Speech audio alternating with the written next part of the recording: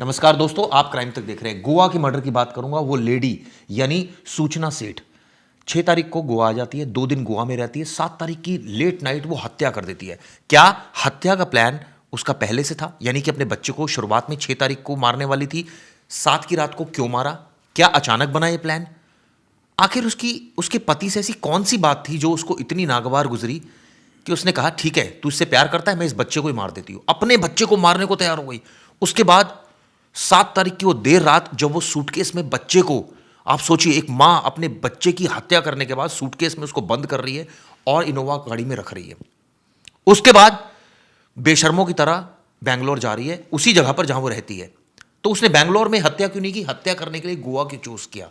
ऐसे तमाम सवाल है जो अब 6 दिनों में पुलिस उससे पूछेगी। लेकिन जिस तरह से इसका माइंडसेट उस समय चल रहा था, कई सवाल खड़े हो गए। सवाल यह है कि उसका पति यानी वेंकट रमन आखिर ऐसी कौन सी, उसको कितना परेशान कर रहा था कि उसने उससे बदला लेने के बजाय बदला ले लिया, उस मासूम बच्चे से, 4 साल के बच्चे को मार दिया। एक एक जानकारी मैं आपको दूंगा। सबसे पहले आपको बताता हूं, देर रात 7 तारीख को 1 बजे रात में जब उसने मर्डर किया, उसने किया वीडियो कॉल। वीडियो कॉल किया उसके पति ने। उसके पति ने कहा कि मेरे बच्चे से मेरी बात कराओ। बच्चे ने बात की और अचानक सूचना सेठ पागल हो गई और उसने अपने बच्चे की, गोपाल जी, हत्या कर दी। इसमें टाइमिंग को लेकर हम बता देते हैं कि उसने शाम को 7 से 8 बजे के बीच में 7 तारीख को अपने पति से वीडियो कॉल पे बात की थी और बच्चे की बात करवाई थी।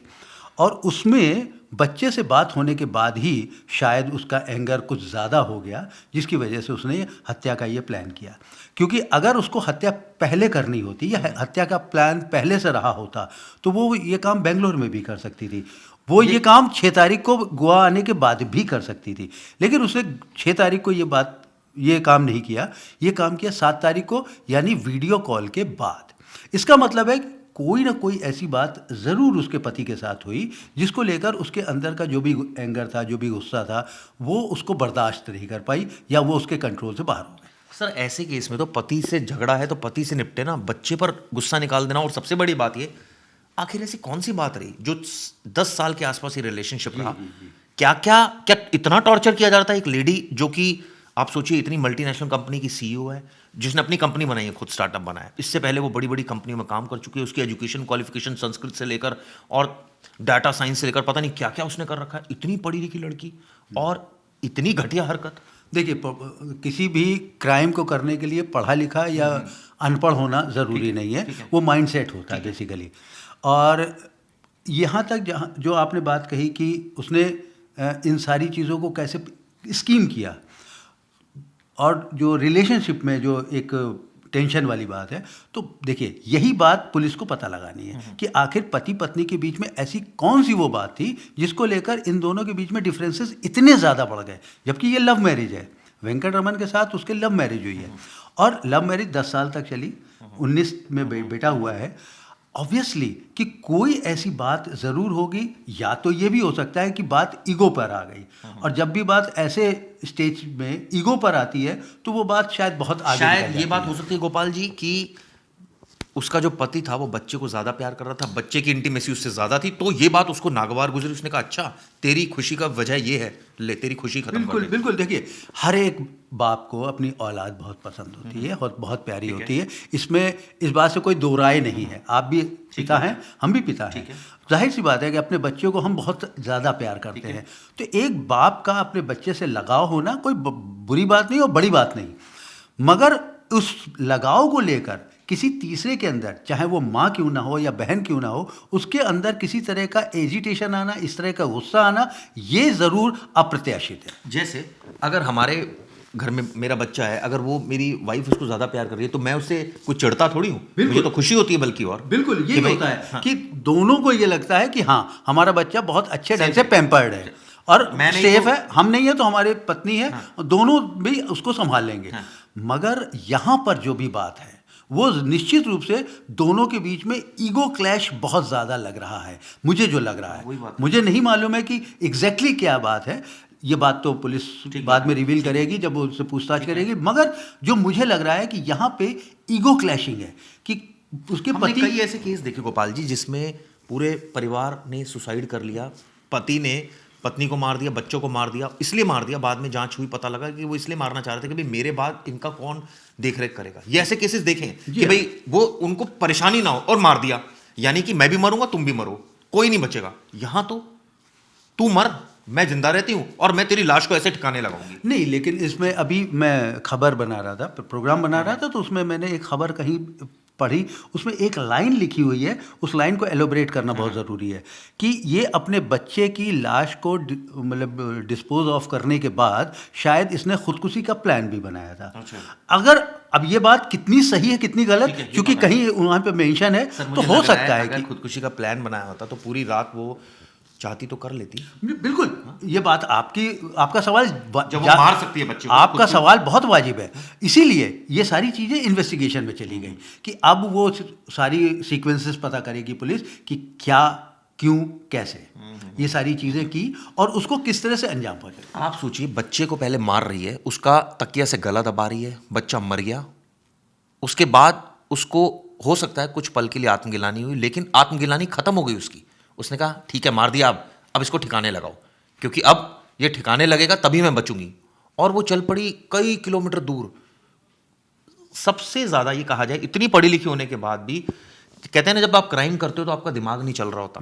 ये बात यहां भी नजर आई। बिल्कुल। आप जितने स्मार्ट थे, आपने उतनी बकवास जो है एक्ट की। पहला, आपने देर रात गाड़ी बुक कराई और 500 किलोमीटर दूर की गाड़ी, और एक महिला देर रात गाड़ी बुक करा रही है, होटल वाले मना कर रहे हैं, मैडम ये क्या कर रहे हो आप, लेट नाइट कौन सी लेडी जाती है गाड़ी बुक करा के कहीं भी? नहीं, बहुत कम जाती। चलिए मैं मान लेता हूं कि लेट नाइट महिलाएं सफ़र करती हैं, मगर इस पूरे केस में देखिए कि 2-3 पॉइंट ऐसे हैं जहां पे वाकई में उस महिला के दिमाग में ये बात क्यों नहीं आई, ये बात वाकई में हम लोगों को भी परेशान कर रही कि हमारे इस एक्टिविटी की वजह से लोगों के अंदर शक डेवलप हो जाएगा। डर होता है ना सर, उस समय इतना आपने क्राइम कर दिया, दिमाग ही नहीं चल रहा है। क्योंकि जब रात में होटल वाले से उसने कहा कि मुझे कैब बुक करनी है, बेंगलोर जाना है, तो होटल वाले ने उसको साफ कहा कि आप फ्लाइट से चले जाइए, क्योंकि फ्लाइट सस्ती भी पड़ेगी और जल्दी भी पहुंचाएगी।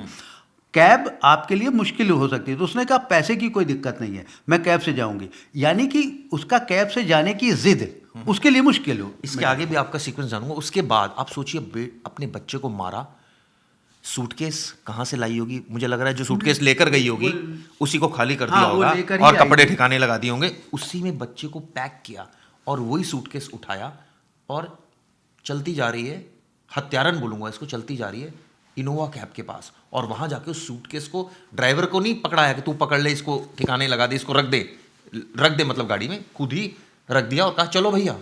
बीच में सर इतना टाइम वो सफर कर रही थी, कई किलोमीटर उसने सफर किया, कई घंटों का सफर किया।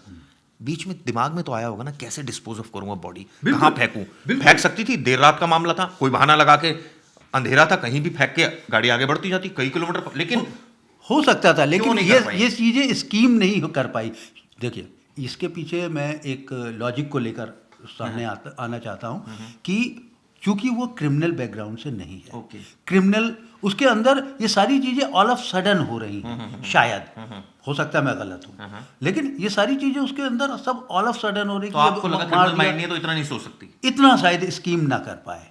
लेकिन ये जरूर है कि उसका जो इस तरह से सारी एक्टिविटीज को अंजाम देना, ये जरूर बहुत हार्डकोर बताता है। हार्डकोर है तो सर, हार्डकोर तो कई किलोमीटर चलती जा रही है, गाड़ी चलती जा रही है, रात का अंधेरा, 2 भी बजे होंगे, 3 भी बजे होंगे, इतना आसान है, 1 मिनट गाड़ी रोको, ड्राइवर किसी बहाने से रुका, ड्राइवर को किसी बहाने से कुछ कह दे और अचानक सूटकेस गिरा दे, या मौका नहीं मिला, ड्राइवर को शक हो जाता है क्या गिरा रही है, सूटकेस क्यों गिरा रही है। ये भी हो सकता है कि वो ड्राइवर से हर तरह से बचना चाहती हो और वो किसी भी तरीके से वो ड्राइवर के सामने अपने आप को रिवील नहीं करना चाहती हो, ये हो सकता है। और ये वो चूंकि रास्ता 562 किलोमीटर लंबा, ऑब्वियसली उस पूरे रास्ते को तय बेंगलोर में ठिकाने लगाने का प्लान था सर। सुबह अब जब उतरती, गाड़ी से उतरती, कहीं तो रुकती, हो सकता है घर लेकर जाती, घर के बाद फिर वो उसको डिस्पोज ऑफ करती। ये उसके दिमाग में क्या था, ये तो वही जानेगी बेहतर। एक चीज और सर, ये पकड़ी कैसे गई, ये बहुत इंटरेस्टिंग है। इसमें देखिए क्या है कि जब वो गाड़ी से जा रही थी तो होटल वाले को शक हुआ और अगले दिन सुबह जब होटल को साफ सफाई करने के लिए स्टाफ गया तो वहां पे उसको कुछ ऐसे स्टेन्स, ऐसे सिम्टम्स मिले जो लग रहा था कि यहाँ कुछ गड़बड़ हुआ है। तो उसने अपने रिसेप्शन पे अपने ऑफिसर्स को बताया, उसने पुलिस को अप्रोच किया। ठीक है, पुलिस ने तुरंत ड्राइवर पुलिस ने तुरंत उस लेडी को अप्रोच करने के लिए ड्राइवर को कांटेक्ट किया। अब यहाँ पे इंटरेस्टिंग ये है कि वो ड्राइवर कोंकणी था, गोवा का था, और पुलिस वाला भी गोवा का। तो पुलिस वाले ने ड्राइवर से कोंकणी में बात की। ठीक है। और यहाँ पर वो देखिए सूचना जो थी, सूचना 5 भाषाएं जानती थी। बंगाली थी, हिंदी ऑब्वियसली हम सब बोल लेते हैं, इंग्लिश जानती थी, संस्कृत जानती थी, मलयालम चूंकि उसका पति है, और कन्नड़ इसलिए जानती थी क्योंकि बेंगलोर में इतने समय से रह रही थी। ऑब्वियसली कि 5 भाषाएं वो अच्छी तरह से इतने तो जानती है कि कोई बात करे तो वो समझ सकती है। मगर यहाँ पर वो कोंकणी में फंस गई। ड्राइवर और पुलिस वाले के बीच में कोंकणी में बात हुई। पुलिस वाले ने जो भी डायरेक्शन दिए ड्राइवर को, उठता है कि ड्राइवर की तो खुद हवाइयां उड़ गई होंगी। हाँ बिल्कुल, यार ये लेडी बिल्कुल गड़बड़ है, रोको, गाड़ी रोको। क्या ऐसा पुलिस ने ड्राइवर को बोला कि ड्राइवर पुलिस थाने के अंदर ही घुस गया गाड़ी लेके? पुलिस वालों ने यही कहा कि आपके सामने जो भी पहला थाना आए, अब आप वहां पे गाड़ी अंदर ले जाना और वहां पर जो भी स्टेशन ऑफिसर हो उससे मेरी बात करा देना।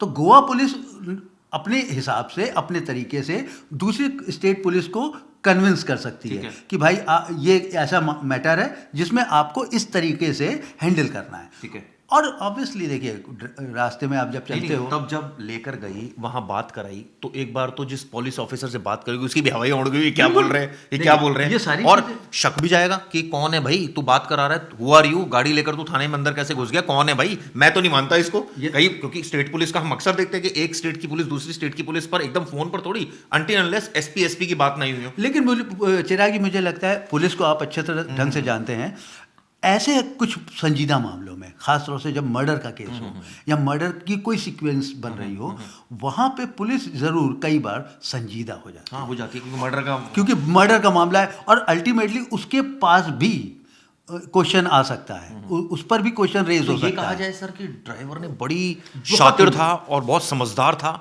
उसने एक एक पल को वो पैनिक नहीं हुआ। अगर वो खुद ही डर जाता सोचिए तो वो तो लेडी, और मौका पाकर मान लीजिए लेडी भाग जाती कभी। हालांकि देर रात का मामला था, भागना बहुत मुश्किल नहीं, था। लेकिन जिस वक्त पुलिस थाने गया है उस वक्त सुबह के 8 बज चुके थे, तो सुबह हो गई थी इसका मतलब। और उस एरिया में, जैसे हम लोग के एरिया में यहाँ पे फॉग वगैरह या अंधेरा टाइप का रहता है, वहाँ पे उस तरह से नहीं है। जब फोन उसके पास घंटी बजी होगी तो महिला को शक नहीं हुआ एक बार भी कि हाँ, रात में ड्राइवर किससे बात कर रहा है? यहाँ जरूर ये बात हो सकती है, एराइज हो सकती है, लेकिन फिर भी क्योंकि वो कोंकणी जो मर्डर करके जा रही है वो शार्प होगी, वो उसकी तो आंख ऐसे टकटकी लगा के खुली होगी कि भाई मुझे बॉडी भी डिस्पोज ऑफ करनी है, ड्राइवर को भी ना पता चल जाए। और ड्राइवर का 3 बजे किसका फोन आ रहा है? ड्राइवर के फोन हो सकता है कि ये सारी चीजें, और वो भाषा भी दूसरी इस्तेमाल कर रहा है, तो इसका मतलब दाल में कुछ नहीं, जरूरी नहीं कि ये वो यही समझे कि दाल में काला है। ये भी हो सकता है कि उसके फैमिली के लोग उससे बात कर रहे हो या कोई फ्रेंड उससे बात कर रहा हो। कि महिला ने पूछा भी हो कि किसका फोन है, तो उसने झूठ बोल दिया हो। क्योंकि पुलिस वाले तो उसको गाइड कर रहे थे ना